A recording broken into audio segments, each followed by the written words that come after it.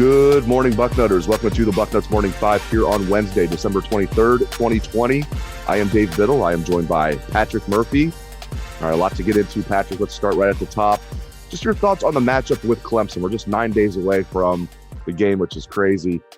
College football playoff semifinal at the Sugar Bowl in New Orleans, 8:15 p.m. on New Year's Day. It will be televised by ESPN. Is there anywhere you think the Tigers are susceptible, where the Buckeyes can do some damage against them? What are your general thoughts on this matchup? I think the idea for Ohio State is trying to make Clemson's offense as one-dimensional as possible, which is not easy to do. So, it's easy for me to say.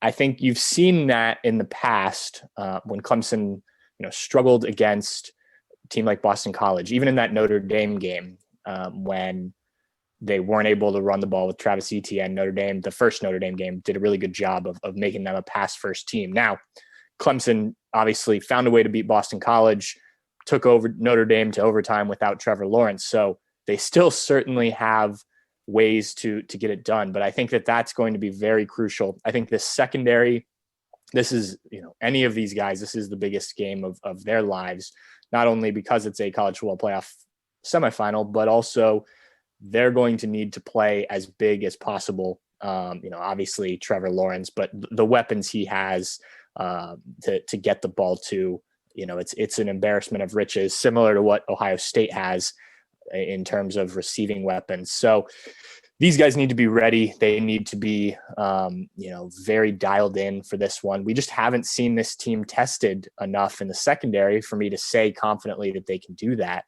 But I think that will be key to that. Offensively, I think if you're Ohio State, you've got to get back to doing what you're doing. Clemson's defense is one of the best in the country. They're probably the most complete team statistically out there. And so, moving the ball isn't going to be easy, but you can't have a Justin Fields performance like you did in the Big Ten championship game. He's got to be on. You hope that thumb is good to go, and it sounds like it will be. But mentally, that game was that game against Northwestern was just not good enough before the thumb injury. So he's got to be on. He's got to play at a high level, and then you need the running backs to do what they've shown they can do the last couple of games. If you can get a really balanced attack, come at Clemson with a bunch of different weapons, you're not just trying to throw the ball all over the park. You're not just running the ball, similar to what Ohio State had success with in the first half last year before J.K. Dobbins got hurt.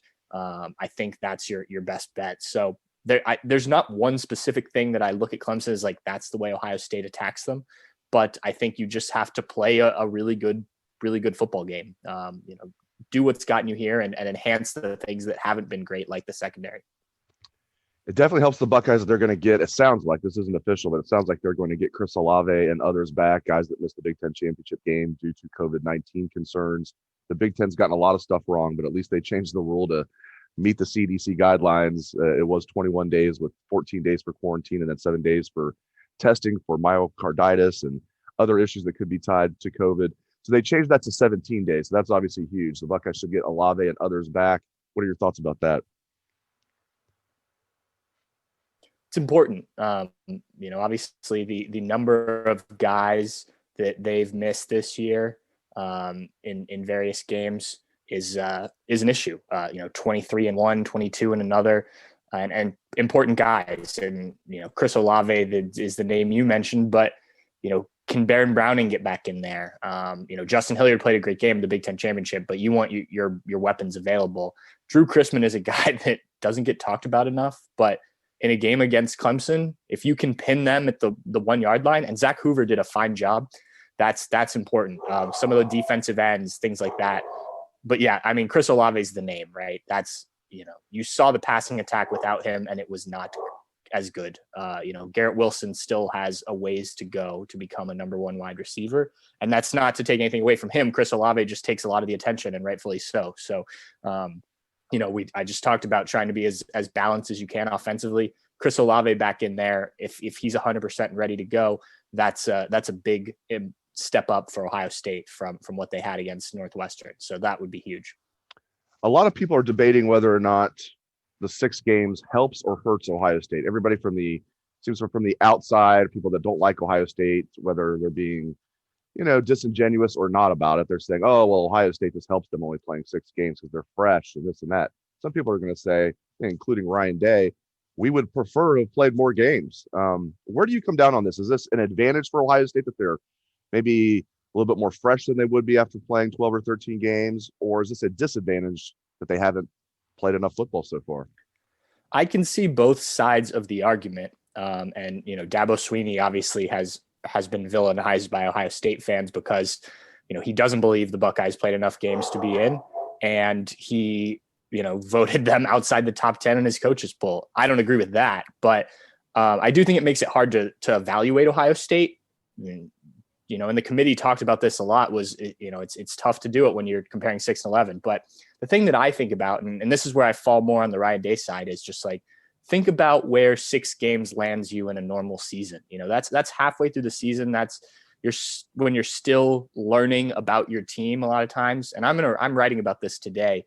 So I went back and looked at some of the seasons that come to mind, whether it's a national championship or a college football playoff season.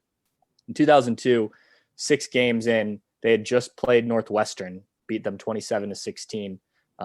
Think about the games that they hadn't played at that point, the Holy Buckeye game, things like that, the Michigan game that you didn't get. 2014, it was 56-17 against Northwestern, but that team still hadn't found itself.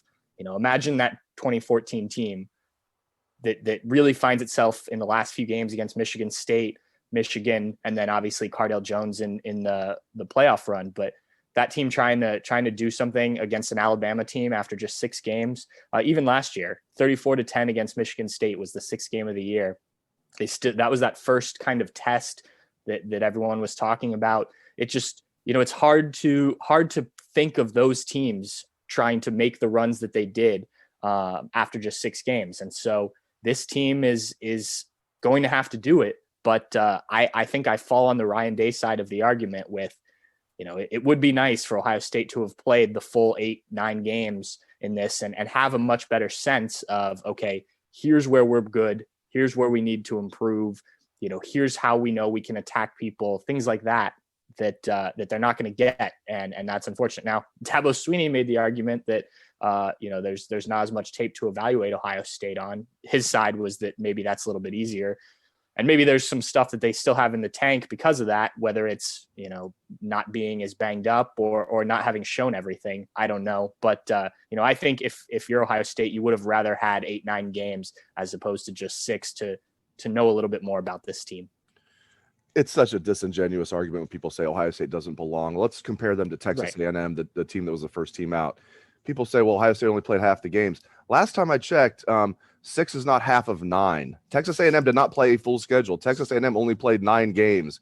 And I think anybody with any football acumen could watch Ohio State's 6 games, watch Texas A&M's 9 games, and compare them quite easily. And here's how we would compare them. Ohio State would be a double-digit favorite at least over Texas A&M on a neutral field. They would be, when I say at least, it would be at least 10, probably more than that on a neutral field. So it's just such a stupid argument in my book that, it's hard to evaluate if Ohio State belongs or not. It's like, no, it's actually pretty easy to evaluate. They're one of the top 4 teams in the nation. But I agree with you, though. I think they would be in a better spot if they had played 3 extra games. They'd be, able to get more of the kinks out. They're just not as smooth as they should be. They haven't played a full 60 minutes, and I think that's a big reason why. They just kind of the stopping and the starting and the stopping and the starting, the uncertainty, not having a bunch of guys. Of course, that didn't hurt them against Michigan State, but it certainly did against Northwestern. So, yeah, I'm not a big fan of that argument. All right, I'm curious to get your take on this.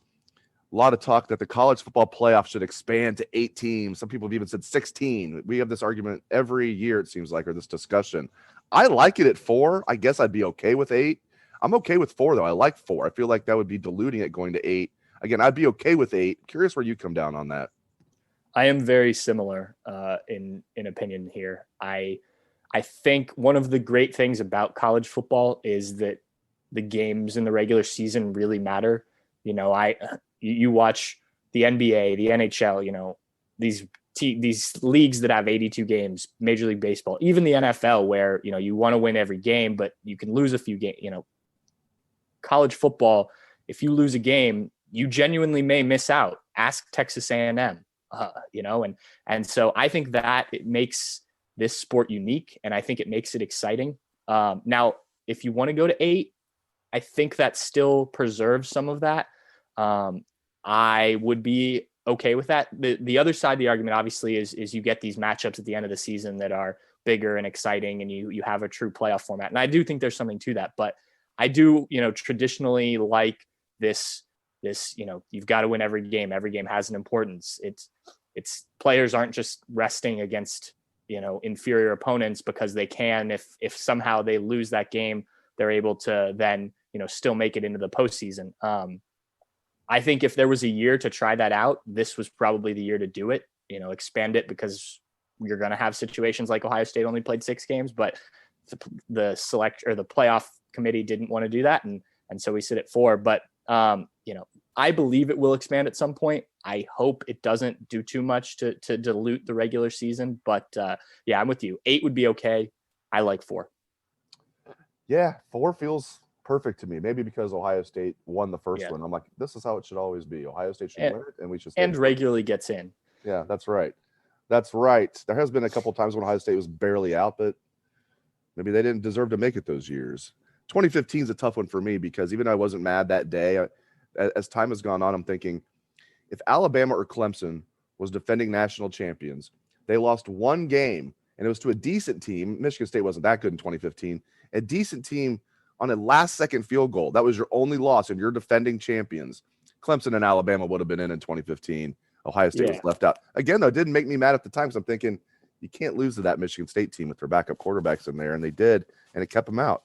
All right. Now you've just seen other playoffs where teams like that do get in. So, yeah, I agree with you. I think looking back, that does seem, especially because it's a Michigan State team who ended up getting in. So it wasn't like you lost to a Michigan State team that was, they were just decent, but the committee put that team in the playoffs. So, I agree with you. I think in retrospect, that's a weird one.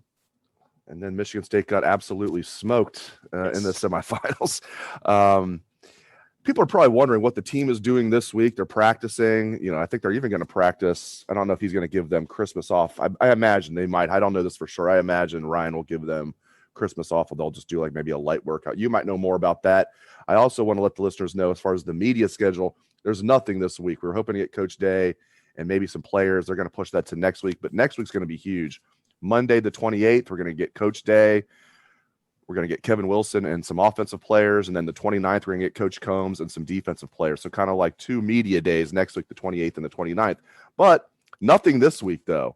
So what's the team doing from your understanding? And what do you think about no media availability this week?